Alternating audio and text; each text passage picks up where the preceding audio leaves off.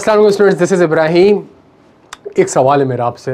मैं national bank audit कर रहा था और उस नेशनल बैंक के ऑडिट पे नेशनल बैंक का जो प्रॉफिट है एज्यूम करते हैं 100 अरब रुपए का प्रॉफिट है। सही, बैलेंस शीट की फुटिंग उसकी 3 ट्रिलियन की है, ठीक है। और एज्यूम करते हैं 25 अरब रुपए का उसका प्रॉफिट था 2022 में। हम नेशनल बैंक ऑडिट कर रहे थे तो 3 ट्रिलियन की बैलेंस शीट और 20-22 अरब 25 अरब रुपए का प्रॉफिट। एक जूनियर आता है और कहता है कि सर मैंने एक मिस स्टेटमेंट आइडेंटिफाई करी है। कितने रुपए की मिस स्टेटमेंट? 15 रुपए की। 15 रुपए की एक मिस स्टेटमेंट आइडेंटिफाई की है मैंने। मैनेजमेंट ने डेप्रिसिएशन एक्सपेंस 15 रुपए से सही रिकॉर्ड नहीं किया हुआ, कम रिकॉर्ड किया हुआ है, ज़्यादा रिकॉर्ड किया हुआ है। 6 महीने का रिकॉर्ड करना चाहिए था, 5 महीने का कर लिया लेट से। 15 रुपये, हाँ। 3 ट्रिलियन की बैलेंस शीट, 25 अरब रुपए का प्रॉफिट और मिस स्टेटमेंट जो आइडेंटिफाई की है वो 15 रुपए की है। प्यारे बच्चों, क्या ये मिस स्टेटमेंट मटीरियल है? सर सवाल ये पैदा होता है मटीरियलिटी होती क्या है। देखिए यार, कोई भी miss statement, any miss statement, अगर उसकी वजह से शेयर होल्डर के इकोनॉमिक डिसीजन में कोई इंपैक्ट आ सकता है। फॉर एग्जांपल, नेशनल बैंक का 25 अरब रुपए का प्रॉफिट आया, शेयर होल्डर ने शेयर्स खरीद लिए। इकोनॉमिक डिसीजन ना, शेयर होल्डर ने शेयर्स खरीद लिए कि यार जबरदस्त डिविडेंड वगैरह देगी कंपनी, ठीक है।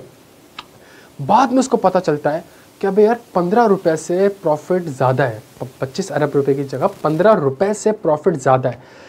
क्या वो शेयर्स नहीं खरीदेगा? मेरी बात समझने की कोशिश करेगा। क्या वो शेयर्स नहीं खरीदेगा? क्या उसके इकोनॉमिक डिसीजन में कोई इंपैक्ट आएगा? The answer is no. क्यों सर? क्या ये मिस स्टेटमेंट नहीं है? बच्चों, एक पैसे की भी अगर गलती आइडेंटिफाई कर ली मिस स्टेटमेंट है, लेकिन क्या ये मिस स्टेटमेंट मटीरियल है? The answer is no sir, ये मटीरियल नहीं है। क्यों मटीरियल नहीं है? बिकॉज इस मिस स्टेटमेंट से economic decision of the user influence नहीं होगा। प्यारे बच्चों, ये बात सामने रखेगा, ठीक है। तो यार हम चूंकि कॉन्सेप्चुअल फ्रेमवर्क पढ़ रहे हैं तो यार मटीरियलिटी फिर डिटरमाइन कैसे करते हैं? सही है। अच्छा, एक पूरी डिटेल एक्सरसाइज है जिसकी बेसिस पे मटीरियलिटी आती है। सिर्फ एक थोड़ा सा ओवरव्यू देता हूँ। प्रैक्टिकली प्रॉफिट बिफोर टैक्स का जो 5% होता है वो मटीरियलिटी होती है, ठीक है।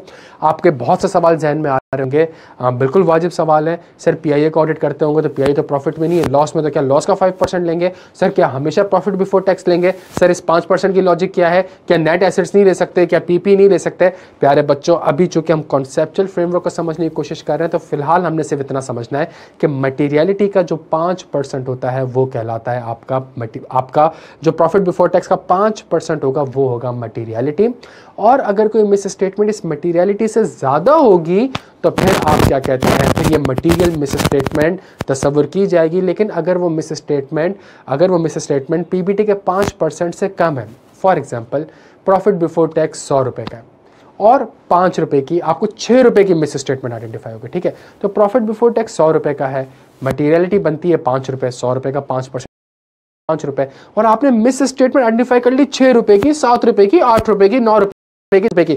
चूंकि ये मिस स्टेटमेंट मटीरियलिटी से एक्सीड कर रहा है, ये मिस स्टेटमेंट एक मटीरियल मिस स्टेटमेंट कहलाएगी। सेम एग्जांपल, 100 रुपए का प्रॉफिट बिफोर टैक्स है, लेकिन मटीरियलिटी जो आपकी है वो है वो मटीरियलिटी 5 रुपए की है, 5% ऑफ द पीबीटी आपकी मटीरियलिटी 5 रुपए है। लेकिन अगर आपने 1 रुपए की मिस स्टेटमेंट आइडेंटिफाई कर ली मेरे प्यारे बच्चों, ये मटीरियल मिस स्टेटमेंट तस्वुर नहीं की जाएगी। तो एक छोटा सा आपको ओवरव्यू, एक फ्लेवर देना था मटीरियलिटी के बारे में, बिकॉज हमारा जो अगला टॉपिक जिसका हमने कॉन्सेप्चुअल फ्रेमवर्क पढ़ना है उसके लिए बड़ा ज़रूरी है कि हम इस चीज़ को थोड़ा सा समझने कि हमारे पास मटीरियलिटी होती क्या है। मटीरियलिटी हमें आइज़ा 320 में हम डिटेल में पढ़ेंगे, जिसके ऊपर हम ये असेस करेंगे कि मटीरियलिटी को कैसे डिटरमाइन करते हैं और किस तरीके से इसको कैलकुलेट करते हैं और किस तरीके से मटीरियलिटी रिवाइज हो रही होती है। अपना ख्याल रखिएगा। Thank you so much.